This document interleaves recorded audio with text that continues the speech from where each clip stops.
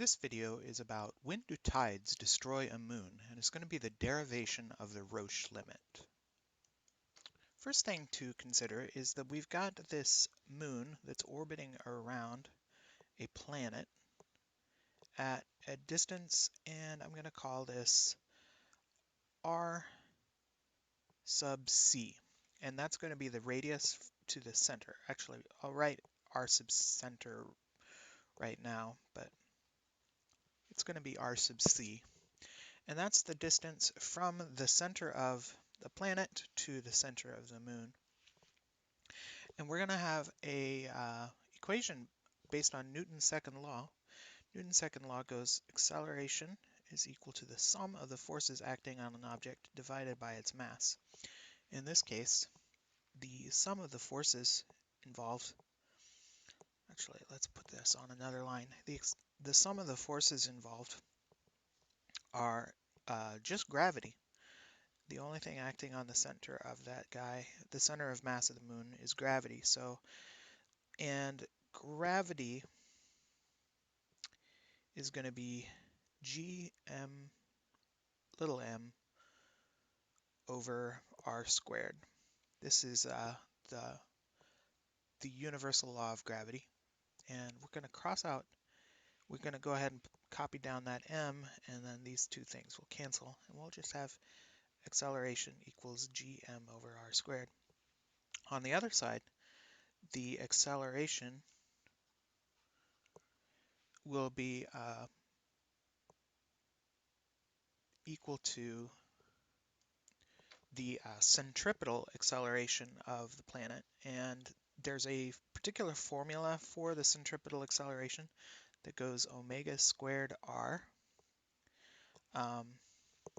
and omega is called the radial velocity, and it's in radians per second, and so it can also be written, okay, a centripetal is also v tangential squared over r, and the relationship between the tangential velocity and the radial velocity is that vt is r omega. So when you cancel out r squared over r, you just get r. Okay, so here now we've got everything from the Newton's second law in the center of mass, and we'll call this omega of the center of the moon. Actually, it's going to be the omega for the entire moon, but we'll go ahead and write that omega center equals gm over r cubed, and I'll say omega center squared, so that we've given a solution for the radial velocity of the center. By the way, we're very close to proving Kepler's third law. If we replace omega c with 2 pi over the period squared equals gm over r cubed, and put the constants on the right and the variables on the left are, nope, t squared r cubed m, nope, m, okay. R cubed over t squared m is equal to a constant, there it is, that this is called Kepler's third law. But for now, I'm not quite interested in that. I'll just use this form for now. And the next thing we're going to do, and this was r sub center cubed. The next thing I'm going to do is look at a point somewhere on the moon, and we'll assume that this moon is like our moon. It's tidally locked, so that this point is stationary, and the moon isn't rotating around its axis. Once again, I will do the Newton's second law, which says that the A centripetal is, I'm using that in two different ways. So let me say A centripetal, because that's the only acceleration it's experiencing going around the distant planet, is equal to the sum of forces divided by the mass. And in this case, there are two forces on it. The force of the planet plus the force, let's call them internal forces. And internal forces could include gravity. They could include surface tension. They could include just normal forces.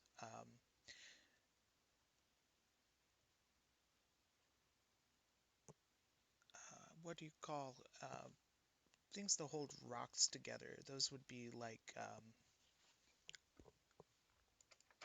I don't know, let's just call them attachment forces. So all of those would be included in force internal. Whatever is holding that moon together is going to be that internal force. So the force of the planet is, this time it is GMM, and I'm going to call this the near point. So this was our center. Sorry, this was our center over here, and then we have R near be this distance right here, and we can also say R near is equal to R center minus R of the moon. So you can see that if you subtract R center, which is that whole distance, subtract the radius of the moon, you get R near. And so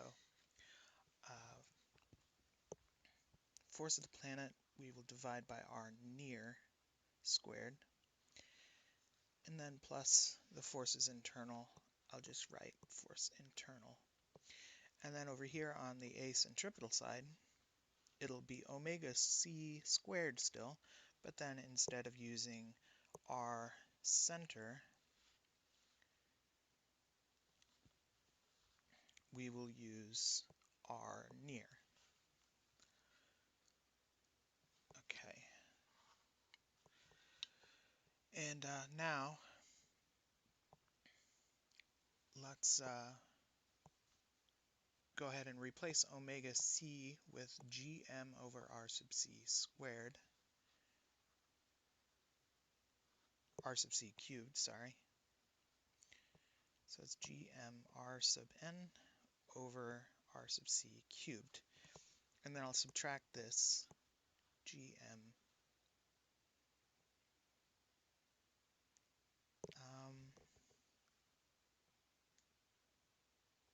Oh, I forgot to divide this side by m, so there should be an m over there and an m there, and so this will cancel out.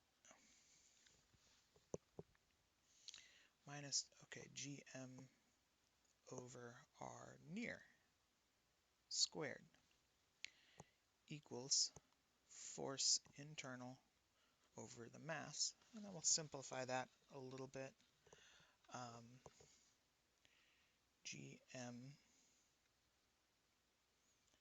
times r near over r center cubed minus 1 over r near squared equals force internal over m.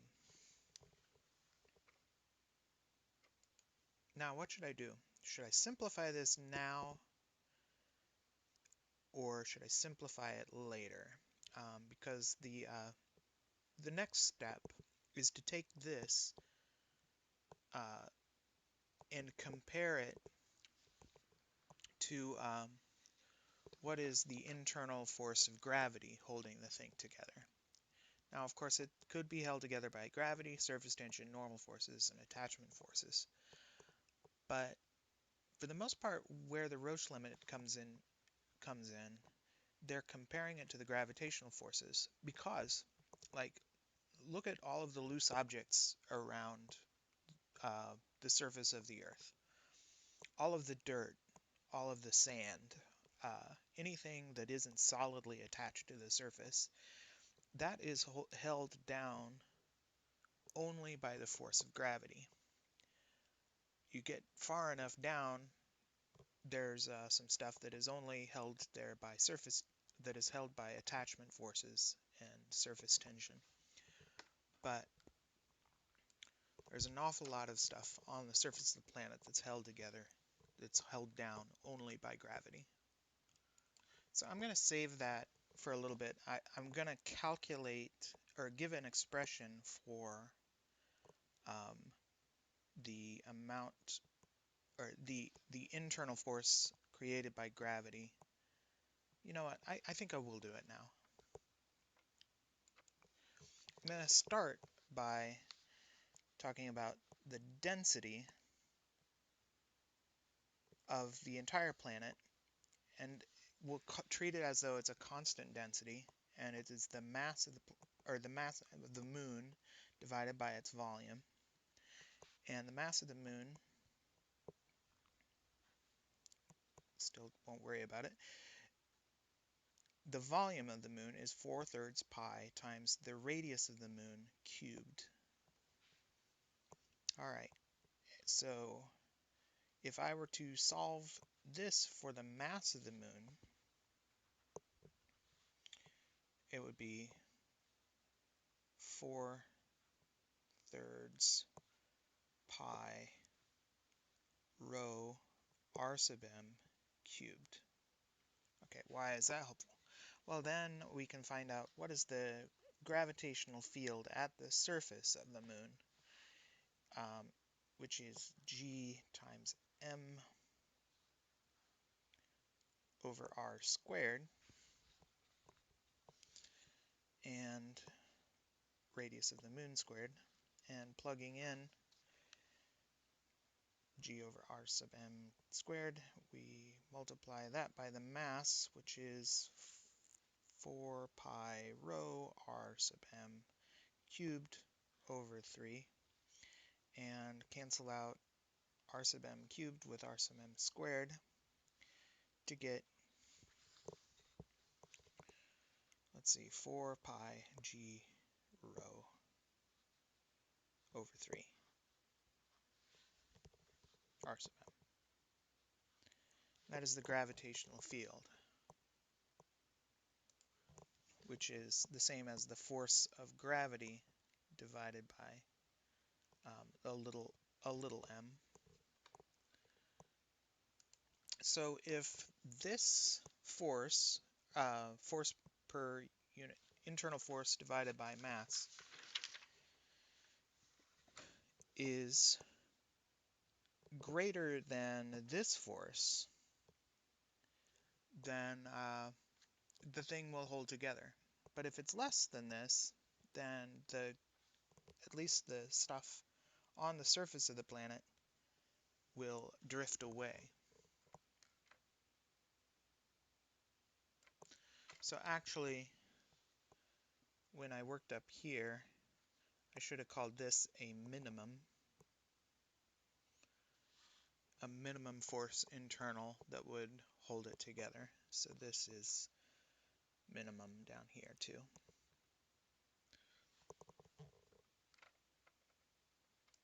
Okay, now I wanted to do a simplification of this quantity here. So I'm going to use the fact that r sub n and r sub c are very close together, and r sub m, the radius of the moon, is very small compared to the radius, the distance from the centers of the two objects. But first I'm going to find a least common denominator. Multiplying this part by r sub n squared over r sub n squared, we'll get r sub n cubed over r sub c cubed r sub n squared, and then multiply this part by r sub c cubed over r sub c cubed, which would be minus r sub c cubed over r sub c cubed and squared. And then going to multiply that by gm. And the next step is to replace r sub n with r sub c minus r sub m. So that is subtracting the distance between the moon and the planet, and subtracting the radius of the moon. And that's cubed minus r sub c cubed over r sub c cubed r sub n squared. Now there's a way you can do binomials, trinomials, whatever they're called, using some kind of a little triangle like this. This is to get the square, to get the cubed. R sub c cubed, this is r sub c cubed minus 3 r sub c squared r sub m plus 3 r sub c r sub m squared minus 1 r sub m cubed.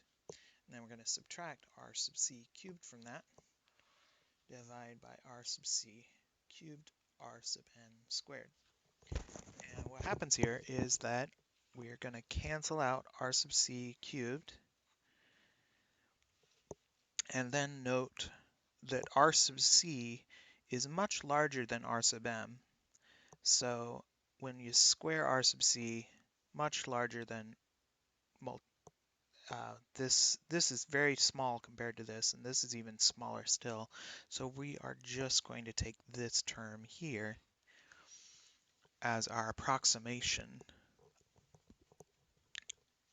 and we will end up by dividing r sub c squared by r sub c cubed.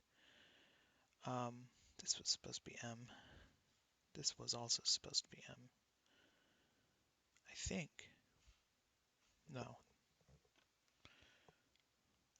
it was not. Don't make corrections without. Okay, this was r sub c minus r sub m squared, and this was r sub c minus r sub m squared. Okay, so essentially down here on the bottom, r sub c minus r sub m is close enough to r sub c that we can just say that's r sub c to the fifth. So we can cancel that part out. So r sub c squared over r sub c to the fifth is r sub c cubed on the bottom, and on the top we will have minus 3 r sub m.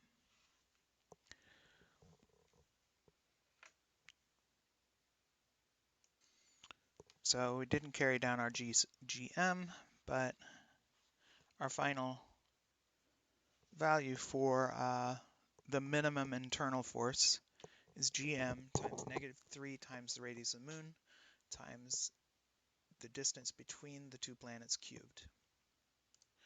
And we could call this the tidal, I think I'll just call this the tidal field, equals gm times that. It is in, or let's say, in newtons per kilogram, or meters per second squared. Is that right? Yeah, okay. So that's the tidal field, and we're comparing it to the gravitational field, which is over here. And if the anything on the surface of the object will fly away if the tidal field, let's say field tidal, if the tidal field is greater than the gravitational field, then it will fly away.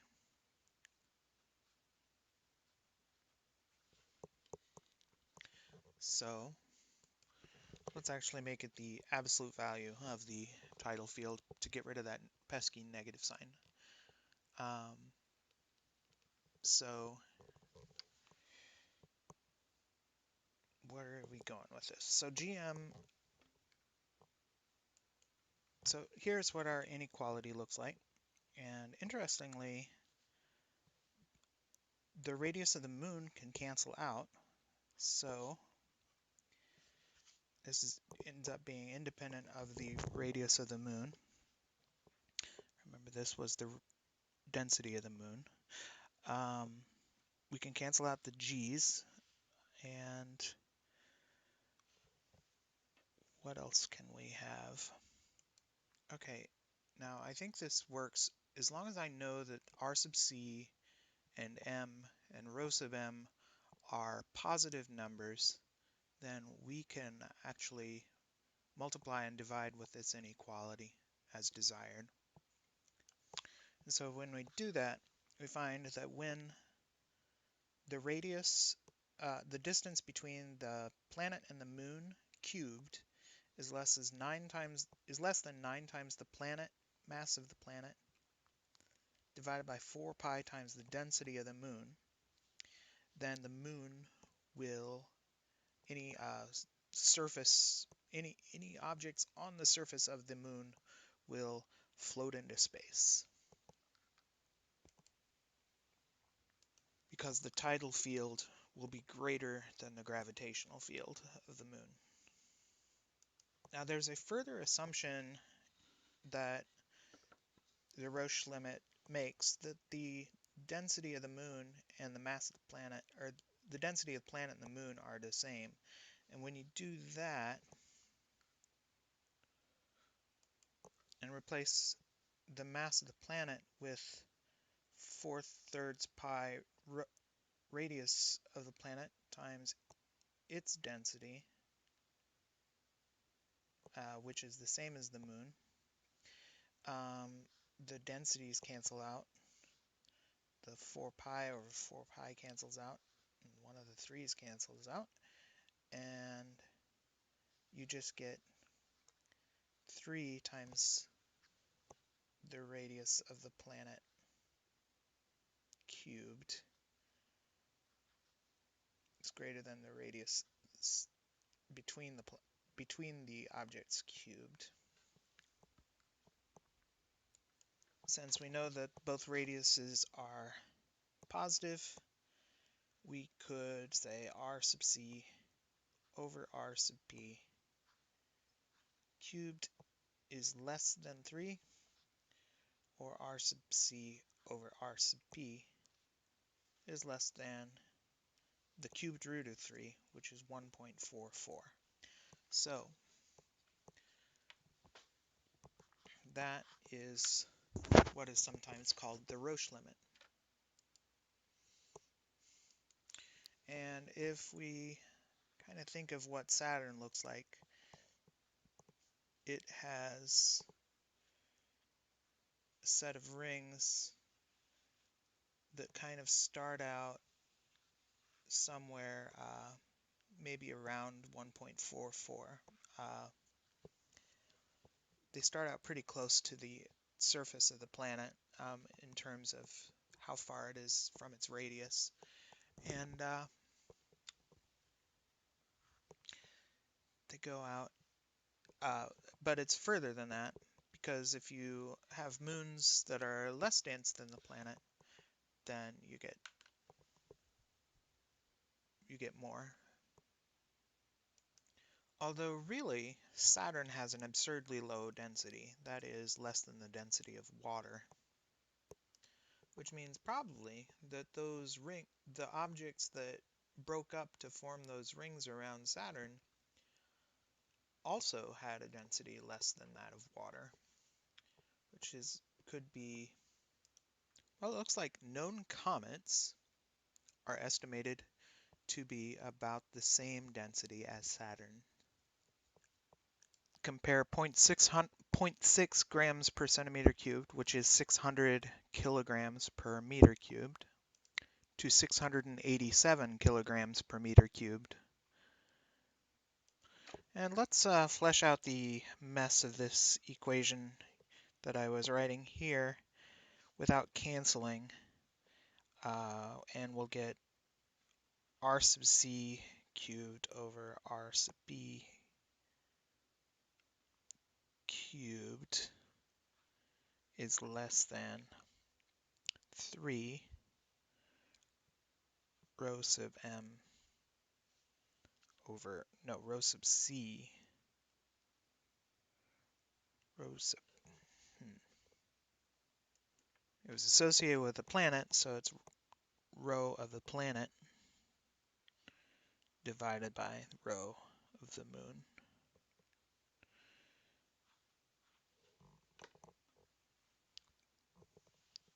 And that is our ratio. Or taking the cubed root, and hopefully this is a little clearer, the distance to the moon divided by the radius of the planet equals cubed root of 3 times the density of the planet over the density of the moon.